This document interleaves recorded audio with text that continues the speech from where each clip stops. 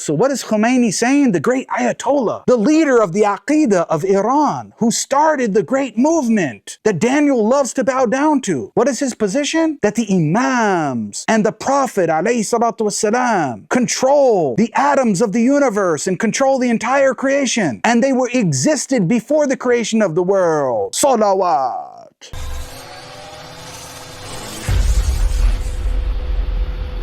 Today I have an unfortunate episode to bring to you guys. I have to talk about Daniel Haqiqatjou. Now there's been some recent controversy and back and forth between us regarding whether or not we should unite with the Shia and whether or not we should be celebrating or upset about their Hezbollah Shaitan's leader being killed, or whether or not we should be happy or not about Iran's recent so-called response attack to Israel, and so on and so forth. And all of those are very important issues. But the issue that I'm going to talk about in this video, I believe personally, and I think any objective person would, is much more important. Why? Because it's a fundamental issue of Aqidah. Now I know that for Daniel Haqiqatjou, it may not be that important because he's never been somebody who's prioritized Aqidah. Why do I say that? Where are all of his articles and videos and posts clearly establishing what the correct Aqidah is, attacking or critiquing the deviant Aqidas, and so on and so forth? It's never been a part of his so-called dawah. Maybe it's because he's ignorant. And as we'll see, that's exactly probably why he never really talks about this, because he has no idea what he's talking about when it comes to Aqidah, whether it be the Aqidah of the Shia, even though he claims to be ex-Shi'i. He has no idea about the Aqidah of the Shia. He has no idea about the Aqidah of Ahlus Sunnah wal Jama'ah. He has no idea about it whatsoever. And that's probably for good reason why he hasn't spoken about it. But in a recent live stream that he did, he made so many ignorant statements, and he made an absolutely huge blunder. And then recently, since then, he's been trying to backtrack, and I think I will demonstrate very clearly in a dishonest fashion, he's trying to backtrack about his intention behind his original statements were. So let's take a look and see what those original statements were, and I'm going to break them down and then explain the dishonesty that's happening with what I'm going to call Mr. Daniel, the Iranian Medkhali. Because I know he likes to use this word, which I don't like to really use much, Medkhali, and he likes to call other people that term, but in fact, he's the one that's a Medkhali, but for Iran and the Shia, and we'll see that in just a second. If you hate Shia more than Israel, you have nifaq,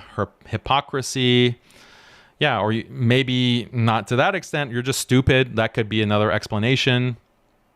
But it could just be ignorance. Like you think that, oh, the Shia, they're all kuffar, and you don't understand that that's not a correct takfir that you're doing. Like the kinds of criticisms that you're making against Shia, they apply to many Sunni groups, by the way. So notice the context. He's answering a question from the audience, and the context is that, oh, maybe you're just ignorant and you make takfir of all of the Shia and say that they're all kuffar and so on and so forth. But you're not making a proper takfir. It's not a proper takfir of the Shia. And then he says, one of the reasons, because many of the beliefs that you would takfir them over, many so-called Sunnis have the same beliefs. So that's the context. But dishonest Dan goes on to try to change what his intentions were and what the context of this clip was. But we'll see further how this develops. Like the kinds of criticisms that you're making against Shia, they apply to many Sunni groups, by the way, right? What are the criticisms? They say, well, you're a kafir if you insult the Sahaba. Okay, there's details in this, by the way. Did you know that? Insulting the Sahaba doesn't mean that you're automatically a kafir, according to Sunnism. Insulting the Sahaba can't be automatic kafir status. Why? Because some of the Sahaba insulted each other. So are the Sahaba kuffar? Wa'yadhu billah. So how are you? There are conditions. Like what kind of insult is it? Is it insulting all of the Sahaba? Then yes, that is kufr. And that will take you out of Islam because it contradicts the Quran. And the companions of the Prophet ﷺ in generality are praised. So if you are insulting and denouncing all of the Sahaba, then that is kufr because it contradicts the ayah of the Quran. But that's not what Shia do, by the way. That's not what they do. It's one Sahabi or two Sahaba. That's not according to Sunnism and the ulama of Ahlus Sunnah. It's not automatically that you're a kafir if you insult the Sahaba. It depends on the nature of the insult and the who exactly you're insulting, what you're insulting them for. There are rules and there's much that has been written about this, but people, they don't care about. They just have this kind of cartoon understanding of the situation. Another thing that they criticize Shia for, they're taking their imams as having these. So on this first issue here about the position of the Shia on the Sahaba, he's trying to make it seem like the mainstream view of the Shia up until today, and today right now, is just, they just have a problem with like one or two Sahaba, and they don't make general takfir on a lot of Sahaba or most of them. Where is he getting this from? He's actually asking for fact checks. Well, let's fact check, Dan. Where are you getting that from? We'd like to see what your receipts are for that. Where are you getting this from that the majority of Shia today, from their ulama and those who follow them, don't make takfir of more than just one or two Sahaba? This is incorrect, but the focus of this video is not on that. I'll be addressing that and some of the other things he says that are incorrect in these couple minutes in another separate, more detailed video, inshallah. Shia for, they're taking their imams as having these kinds of powers and knowledge, and they're getting revelation. Like, that's not the dominant view amongst the Shia. Yeah, there are some Shia that fall under that. The dominant view of the Shia is that the imams are preserving the revelation. They're ma'soom, they're without sin, in that they do not incorrectly interpret the Quran. That is the majority view of the Shia. Again, they're Ahlul Bid'ah. Like, this is a deviant position to follow 12 imams and to consider that to be the basis of Islam. That is deviance. But does it reach kufr? That's the question. For some it does, and for some it doesn't. So Dan, where are you getting this statistic from? Where are you getting this idea that the majority of Shia just believe that the status of the imams are that they're just infallible in preserving the revelation? They don't get new revelation. They can't control the atoms in the universe. They don't have any special powers. Nothing other than they just facilitate in preserving the revelation. Where are you getting this from, that that's the majority view? We'd like the receipt for that. If you just say that, if you believe that your imam has this kind of insight, or your imam has these kinds of supernatural powers, that makes you a kafir, then guess what? A lot of Sunnis become kuffar because of that principle. A lot of Sunni Muslims will say that the Prophet ﷺ controls the universe, and there's not an atom that moves without the control of the Prophet ﷺ. So if one is kufr, the other one is kufr. If one is a kafir, the other is a kafir. Be consistent, in your takfir. And much more can be said about this. So that's why Shaykh al-Islam Ibn Taymiyyah, this is why in our times, Shaykh al-Albani, Mufti Taqi Osmani, they have said that it's a case-by-case basis with the Shia. You don't make mass takfir. That's the majority position. So, unfortunately, there's a lot of propaganda. From who?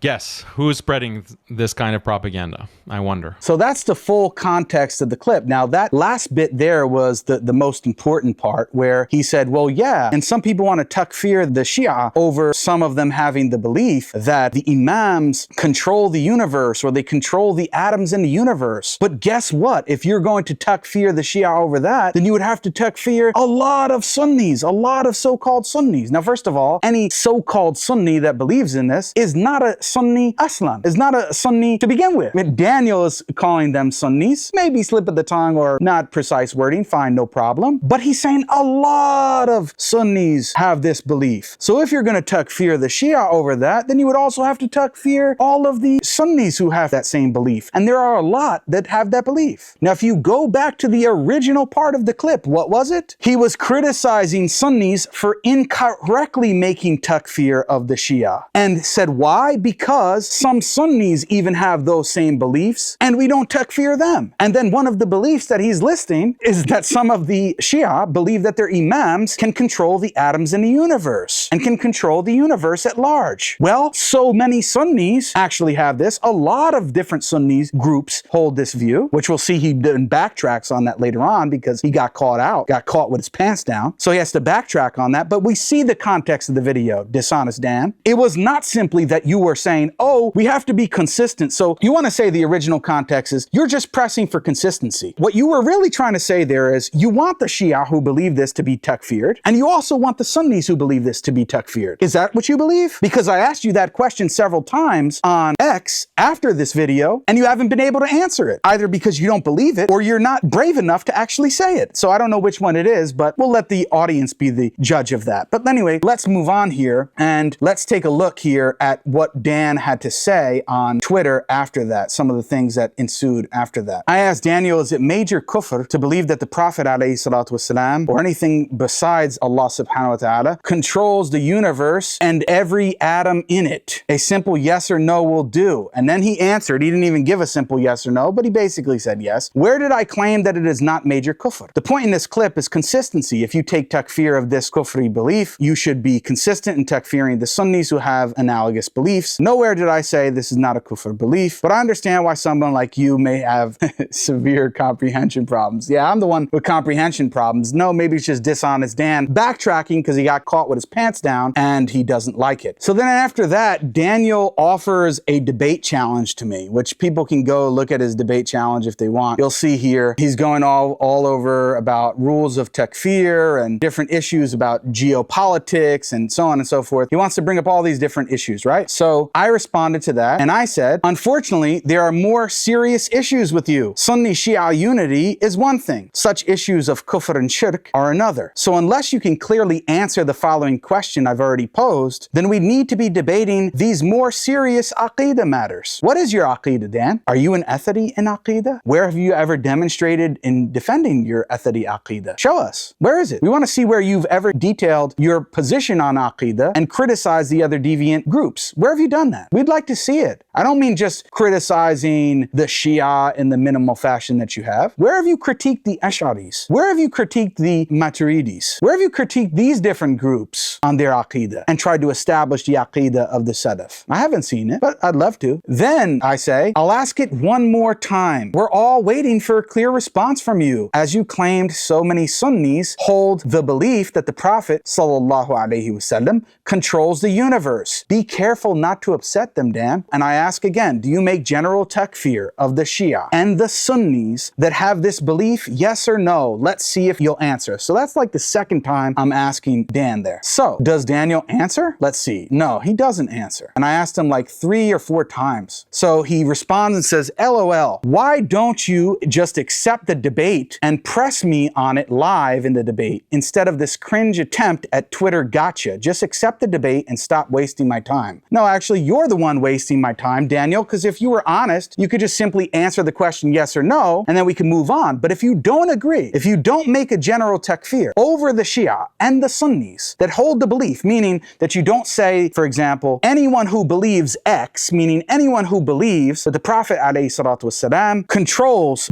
all of the atoms in the universe and has control over the entire universe, is a kafir. If you don't say that, I'm not talking about making specific takfir on very specific individuals, but making a general takfir based on that belief. If you don't do that, then we have more serious issues to discuss, not mere Sunni Shia unity and whether or not it's permissible to unite with the Shia in this particular circumstance, and if so, how is it done, and all of these different things. Those are all important issues, but they don't supersede the issue that I'm mentioning here. So that's the whole point. Now, maybe you don't believe that because you don't prioritize aqidah and you never have. So I respond to him, I say, that's exactly what I thought. You can't answer the question. This is much more important than the question of Sunni and Shia unity. You won't understand that because you've never prioritized aqidah. Why can't you answer a simple question? Is it because you know that a large portion of your followers hold this belief and you don't want them to stop supporting you? Is that what it is, Daniel? Or is it because you actually don't make takfir of groups who hold this kufri belief? I don't know. Which one is it? If you can't answer such a basic question, then you're certainly not capable or even worthy, I'll add, of having such debate. So which one is it, Dan? Do you make takfir of people that hold this belief of the Prophet ﷺ wasalam controlling the entire universe? As a group, do you make takfir of these groups? Or do you not? And if so, why? Which position do you take? Now, I'm mentioning his followers because it seems that Dan has a lot of bots and, a lot of these people that are just spamming things, comments in my threads, and I don't really care. I just block these people or ignore them. I don't really care. But I noticed that a lot of them are Shia, or a lot of them are from Iran, or a lot of them especially are from the Indo-Pak region. And I think Daniel knows that the belief he's talking about tend to be more popular amongst those groups. So is he worried about upsetting them by saying that he makes a general takfir on them? Is that what it is? Or is it something else? Maybe he doesn't actually genuinely make a general takfir on the groups that hold such beliefs. We'd love to know, Daniel, but you seem too cowardly to be able to answer the question. Now, here's where I want to show you that Daniel has been backtracking. So let's take a look at how he's backtracking here. Someone comments on one of Daniel's posts and says, except 99.9% of Shia believe Allah subhanahu wa ta'ala is the sole creator of the universe. I never seen any mainstream Shia not agree with this. WTF. Daniel says, yes, I agree. So on the belief that Daniel was talking about and the Prophet alayhi salatu wasalam controlling the universe, according to Daniel, he hasn't seen any mainstream Shia actually believing this. And I believe that he's probably being genuine in that respect, but it's because he's ignorant. Let's just assume, let's have husna dhan and assume that he's just ignorant. Now here he's responding to someone else who asks, where do Sunnis have this analogous belief? You are saying that the Shia are doing kufr behaviors, bad grammar and wording, but it's okay, and analogous beliefs same as the Sunnis. Daniel responds, not all Sunnis, some of the extreme Sufi groups. So according to Daniel, in response now when people are pressing him, both from the Shia and Sunni side, he's now trying to make it seem like, oh, a very small minority of Shia have this, less than 1%, and a very small minority of so-called Sunnis believe this, just a very small number of deviant Sufi groups. Okay, if that's the case, why would you even bring it up in that context? Why would you even bring it up to have such relevance or importance when hardly anybody believes it, according to you, amongst the Sunnis and Shia? Well, it's because that's not what you actually believe. You said that a lot of different people, not just a very small number of people amongst the deviant Sufis, and not just less than 1% of the Shia.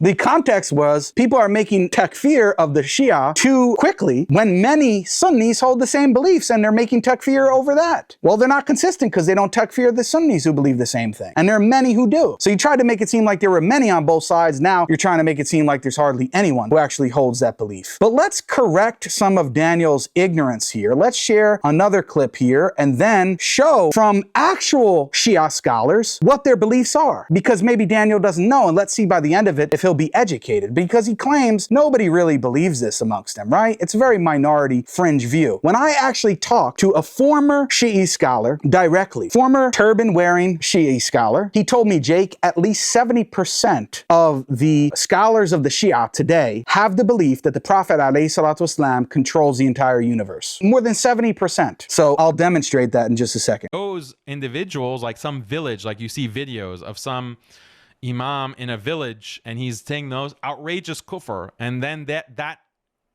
random village imam is presented as, oh, see, this is what Shi'ism is.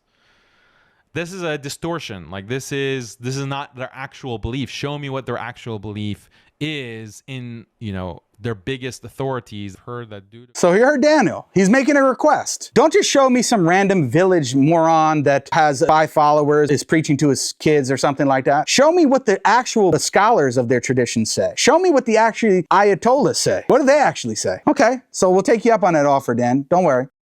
Kufr beliefs the Ayatollah and others don't count as Muslims. Is this true? Well, the principle when it comes to takfir for Shia specifically is there has to be a specific belief that they have and they express that takes them out of Islam very clearly.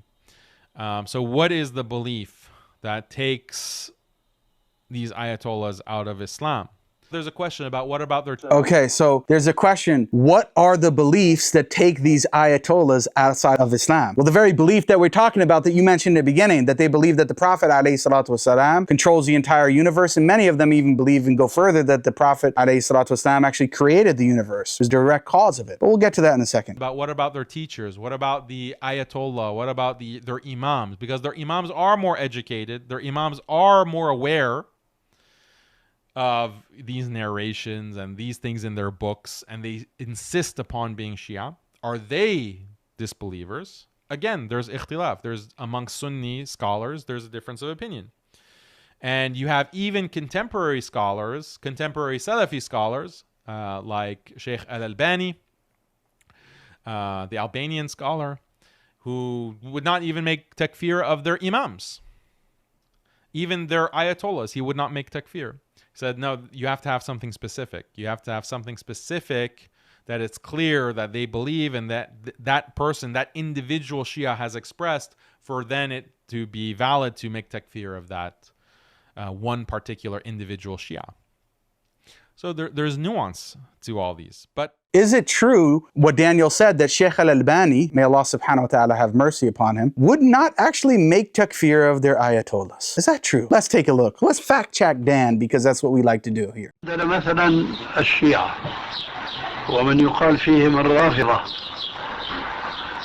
كثير من علمائهم لا نشك في كفرهم وضلالهم كالخميني مثلا لأنه أعلن كفره في رسالته تبع شو اسمه تبع الحكومة الإسلامية. So what does Sheikh Al-Albani actually say? He mentions Khomeini specifically, the great Ayatollah, the supreme leader of Iran, who actually started your great country, Dan, your great Iranian regime that you love to bow down to. What did he say about Khomeini, Sheikh Al-Albani? Did he takfir him or not? Of course he did, and he explained where the kufr is in his books. And not only him, he said that many of their great scholars or their major scholars have fallen into kufr and are upon misguidance. That's what he said. And then he said, and for example, Khomeini, and he used him as an example that he's upon kufr. So, come on, bro. You're very clearly getting fact-checked, Dan. So can you take that back? Or is your arrogance so strong that it won't allow you to? That's what we're all wondering. Maybe you are going to correct yourself after you're properly educated on these things. And you talked about me not knowing geopolitics, and I should stick to what I'm doing, even though you misrepresented what my supposed areas of expertise or interest in, but we'll leave that for another time. But your expertise is certainly not Aqidah or the Aqidah of the Shia or the Sunnis. You have no idea about Aqidah, and that's why you haven't spoken about it. And you probably should stop speaking about it until you actually go and learn something. So now that we've seen that Sheikh Al-Albani did actually make takfir of Khomeini, so you lied upon Sheikh Al-Albani, let's see what do the major scholars of the Shia actually say. Do they affirm the belief the Prophet ﷺ controls the universe? Let's take a look. بدأنا نركز على ماذا؟ مسألة فنسبوا إليهم الرزق والخلق وكل المسؤوليات والوظائف التي أضيفت أو هي في القرآن من اختصاصات الله سبحانه وتعالى لمن أعطيناها للإمام. قالوا لا لا لا لا بإذن الله. هذه بدء التفاف، بدء التفاف. تقول له بابا الله، يقول لا بإذن الله بإذن الله.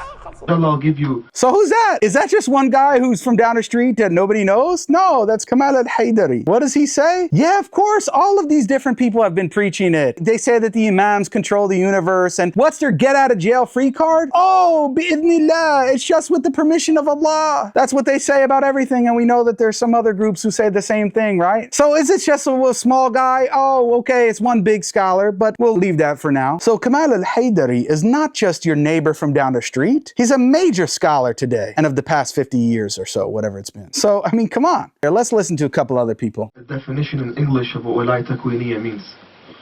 It is important that we have and understand this Walaya Takwiniya. What can we translate Walaya Takwiniya as? Walaya Takwiniya, the most appropriate translation for Walaya Takwiniya would be existential authority. Basically, the authority over existence. Meaning, I tell you that the Ahlul Bayt alayhum as-salam have an authority over the atoms and particles that float around us right now. The Ahlul Bayt, peace be upon them, have an authority upon you. This is not something far-fetched, and you'll see in the Quran, it's filled with Walaya Takwiniya. The Sunnah is filled with Walaya Takwiniya. So, another one of their scholars says that the Quran is filled with Walaya Takwiniya. The Quran and the Sunnah are filled with this belief of the Prophet, peace be upon him, controlling all of the atoms in the universe and controlling the whole universe and creation. This is what their scholars are saying. But Daniel was saying, oh no, even Sheikh Al-Albani didn't takfir the great Ayatollah, which he did. But I'll show you from that same Ayatollah. Let's take a look. Let's take a look at what he actually said. said, because people want the sources. So we'll give it to them, and we'll put the links to all of this in the description of the video, inshallah ta'ala. And Daniel said this is not a mainstream belief. This is alislam.org. And for people who don't know, this is the most popular Shi'i website on the internet. By far the most popular one. It's mainstream. Now there are different contributors to it. And this one who wrote this particular article is Sayyid Muhammad Rizvi, one of the big scholars in the English-speaking world. I believe now he's currently based in Canada. This is not, just your neighbor Muhammad from down the street. And he has a lecture on this as well, which people can watch, where he discusses the same thing. But I'll put the link in the description. It says wilayat and its scope. So he's talking about all the different aspects of, imama and so on and so forth. So here he says, as for the views of the late Ayatollah al-Khomeini on the wilayat of the Prophet alayhi salatu wasalam and Ahlul Bayt, I quote from his lecture, right? So he's quoting from Khomeini's lecture. What does he say in the lecture? He says, quote, to prove that the government and authority belong to the Imam is not to imply that the Imam has no spiritual status. The Imam does indeed possess certain spiritual dimensions that are unconnected with his function as ruler. The spiritual status of the Imam is the universal divine vice-regency that is sometimes mentioned by the Imams, peace be upon them. It is a vice-regency pertaining to the whole of creation, by virtue of which all the atoms in the universe humble themselves before the holder of the authority. The atoms of the universe humble themselves before the Imams. Wow. Salawat. It is one of the essential beliefs of our Shi'i school that no one can attain the spiritual status of the Imams, not even the cherubim of the prophets. In fact, according to the traditions that have been handed down to us, the most noble messenger and the Imams existed before the creation of the world in the form of lights situated beneath the divine throne. They were superior to other men even in the sperm from which they grew and in their physical composition. Their exalted station is limited only by the divine will, as indicated by the saying of Jibreel, recorded in the traditions of the Mi'raj, were I to draw closer by as much as a breath of a finger, surely I would burn. Wow, so what is Khomeini saying? The great Ayatollah, the leader of the Aqidah of Iran, who started the great movement that Daniel loves to bow down to. What is his position? That the Imams and the Prophet ﷺ control the atoms of the universe and control the entire creation. And they were existed before the creation of the world. Salawat. And you can see videos where they're saying this, and all thousands of Shia are in the audience saying, what? Salawat.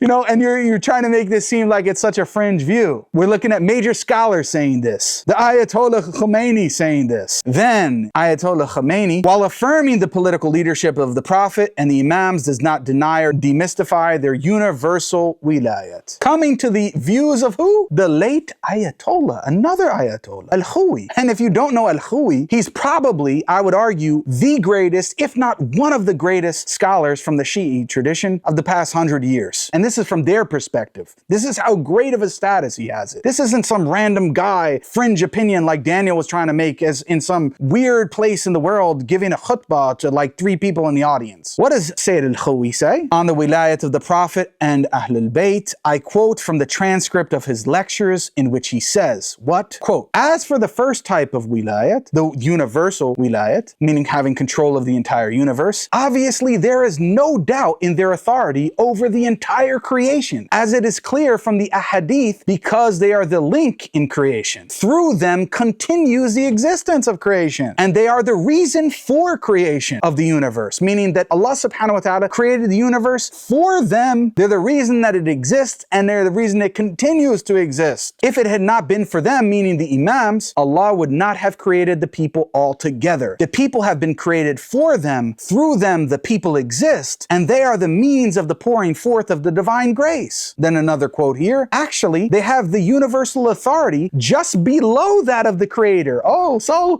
just like Kamal al-Haydari said, what? Oh, we say bi'idhnillah, right? And we just try to place them just right below the Creator so that we say that it's not shirk, right? Come on, it's a get out of jail free card. What does he say? They have the universal authority just below that of the Creator himself. This authority of theirs is like the authority of Almighty Allah on the creation. It's like the authority. What is that? Of course that's shirk. However, it is weaker compared to the authority of Almighty Allah on creation. So it's like it, but it's slightly weaker. Then Sayyid al-Khawi, the great Ayatollah, says what? Says, while affirming the universal wilayat of the prophets and imams, does not deny their political authority. Actually, he goes further than that. And the presumption that the history is contrary to that, in the sense that the imams did not historically exercise their political authority, is invalid. Thus he concludes, so not exercising the authority in the historical sense does not prove the non-existence of the authority as is obvious. So this is Sayyid al-Khawi, one of the greatest, if not the greatest scholar of the Shia tradition of the past 50 or 100 years, past century. And then you have the great Ayatollah al-Khomeini, who he himself is clearly expressing this view, that the atoms in the entire creation and universe humble themselves before the imams and the final prophet Muhammad sallallahu alaihi wasallam. Allah. This is their belief. This is not some fringe opinion. This is held by their ayatollahs. This is held by their scholars. And the overwhelming majority of their scholars hold this position. Now you want to say, oh, but the laymen don't hold this position. The laymen are the people that get their beliefs from the scholars who are sitting in these audiences, who, if you watch their videos, are screaming salawat while these kufri beliefs and shirki beliefs are being preached. So Daniel, I know you're probably ignorant of your former aqidah when you were a Shia, because you converted when you were relatively young. Fine, no problem. But are you willing to now come out and condemn the great ayatollahs of the tradition of the Shia who hold this belief? Are you willing to make takfir of them? You said, oh, you don't even do that of their imams or even their ayatollahs. And you claimed and you tried to hide behind Sheikh al-Albani, but we saw that Sheikh al-Albani takfired Khomeini. And why? Because look at what he's believing in. So the takfir is justified, my friend. So it's very clear. There's no ambiguity here whatsoever. Just to sum up for you guys, Daniel originally made this claim in the context of trying to justify not takfiring the Shia. Why? Because many Sunnis hold the same belief of the Prophet, peace be upon him, being able to control the atoms in the universe and control the entire universe. Then he tried to backtrack when he got called out on it and said, no, I'm just looking for consistency. If we're going to takfir the Shia over this, we have to takfir the Sunnis over this. Okay, so the question again, once again, for the fourth or fifth time, I'm going to ask you now, and now it's recorded, Daniel. Do you make general takfir, not specific takfir of individuals, but do you make general takfir over the belief of anyone who holds the belief that the Prophet or the Imams are actually controlling the atoms in the universe, existed before the creation of the world? Do you make takfir over this belief? Do you takfir the general so-called Sunni and Shia that hold this belief? We would like to know. And if you can't answer that, then you're not fit for a debate, because then there's a question about what your aqidah even is. We don't need to talk about Sunni and Shia unity. We need to find out if you're even still a Sunni, if you can't answer that question. So I hope that's clear for everybody. With that being said, guys, I hope that you found this video educational. I know that these times are times of conflict and some people are calling for unity, but what I will show in a future video from Sheikh Uthman al-Khamis, unity is with certain people, not people who want to destroy us and want to kill us and have been doing that for some time. I'm not even interested in unifying with people who have such beliefs or people who don't know that this is a position that is to be takfired. I'm not interested in unifying with them, and I'm not interested in having other discussion other than the fundamental points of aqidah. So we need to get that straight first, Daniel, before we move on to talking about Sunni Shia unity, because we need to find out whether or not you are an actual Sunni. And I'm not saying that you're crypto Shi'i, but whether or not you're actually a deviant because you don't actually make takfir over offenses which should be made takfir over. We need to find out if you're actually deviant or you actually are a Sunni. I hope it's the latter, that you actually are a Sunni. I don't want to say that you're a deviant. I hope that is the case. So we're still having hopes for you, Daniel, and we'll see what it is. That being said, guys, I hope that you enjoyed this video. If you did, please consider subscribing to the channel, hitting the notification bell so you get notified of future videos. Comment, let me know your thoughts. Let me know if you know Shia who have this belief and you've agreed that Jake has presented the evidence to show that this is a mainstream belief of the Shia, that it's on alislam.org, which is the most popular website of the Shia on the internet today. It's held by Khomeini and Sayyid al-Khawi and so on and so forth, right? These are not outliers. And Kamal al-Haydari admitted stated that this was their position of many of their great scholars and ulama, and so on and so forth. So let me know if you felt that I actually provided a good argument for that. Now, share this on your social media platforms, no matter how big or how small. It really does help with the reach, guys. And if you want to go above and beyond and support my channel, as the two best ways to do so are either at the GoFundMe link or at the Patreon link, both of which are pinned at the top of the description of this video or at the top of the comment section of this video. With that being said, until next time, guys, inshallah, assalamu alaikum wa rahmatullahi wa barakatuh.